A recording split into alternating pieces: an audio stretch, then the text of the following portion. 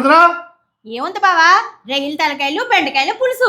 పెట్టేది మరి ఆకలి వేస్తుంది మరి. 5 నిమిషాల్లో. ఫస్ట్ అయితే ఈ మసాలాలన్నీ పౌడర్ చేసుకొని దాంట్లో ఉల్లిపాయ ముక్కలను కూడా వేసుకొని పేస్ట్ చేసుకొని పక్కన ఉంచుకోవాలి.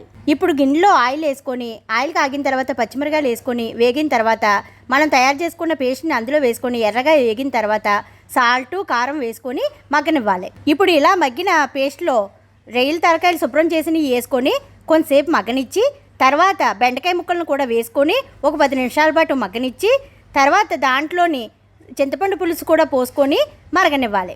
ఇలా పులుసు మరిగిన తర్వాత దగ్గరికి అయిపోతే మనకి రొయ్య తలకాయలు బెండకాయల పులుసు రెడీ అయిపోయినట్టే.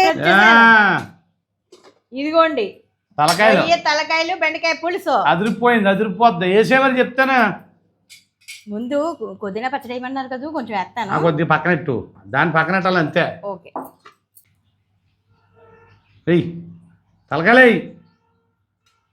వేస్తున్నాను బాబా. కంగారు. బాబా ఆగాగు.